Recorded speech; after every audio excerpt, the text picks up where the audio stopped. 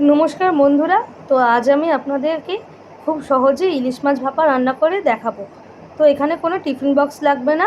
তো আমি কড়াইতেই ইলিশ মাছটা রান্না করব। তো দেখুন, আমি ইলিশ মাছটা ভালো করে আঁশ ছাড়িয়ে ধুয়ে নিয়েছি। তারপরে আমি ইলিশ মাছটা কেটে নিয়েছি।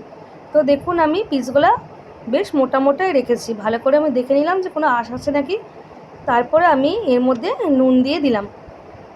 তারপরে নুন দেওয়া হয়ে গেলে আমি হলুদটা দিয়ে দেবো। তো আমি হলুদটা বেশি পরিমাণে দেবো। আমি আর পরে এই রান্নাটার মধ্যে কোনো হলুদ ব্যবহার করব না।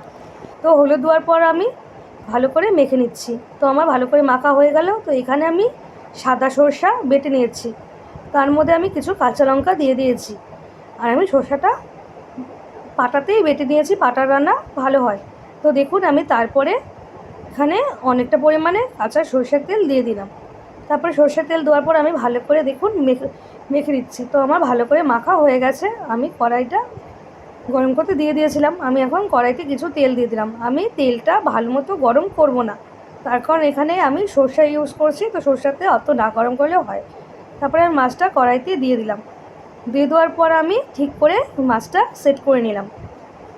তারপরে এখন আমার যেই গামলাতে আমার সরষে বাটা ছিল, ওখানেই আমি কিছু জল দিয়ে দিলাম। জল দিয়ে দিলাম পুরো মাছটা দিয়ে। এই জল বেশি খেতে চান তাহলে জলের পরিমাণটা একটু বেশি দেবেন। আমি একটু গ্রেভি রাখবো, তো আমি জলের পরিমাণটা কম দিয়েছিলাম। তারপরে আমি কিছুক্ষণের জন্য ঢাকনা বন্ধ করে ঢেকে দিয়েছিলাম। তারপর দেখুন, আমি মাছটা আবার উল্টে পাল্টে দিচ্ছি যাতে ওপিঠটাও ভালো মতো সেদ্ধ হয়ে যায়। তো আমি আবারও ওপিঠটা উল্টে দিয়ে আমি ঢেকে দেবো। তো আমার ঢাকা হয়ে গেছে। তো দেখুন, আমার রান্না কমপ্লিট। এখন আমি আস্তে আস্তে মাছগুলো বেড়ে ফেলব। খুব আস্তে আস্তে নামাবেন, নয়তো মাছগুলো ভেঙে যাবে। তো দেখুন, আমার সব মাছ নামানো হয়ে গেছে। তার উপরে আমি 3টে কাঁচা লঙ্কা দিয়েছি গার্নিশের জন্য। আর উপর দিয়ে একটু কাঁচা সরষের তেল দিয়ে দেবো যাতে ঝাঁঝটা আরও ভালো মতো হয়। তারপর এটা সাদা সর্ষে। তো দেখুন, আমার রান্না কমপ্লিট।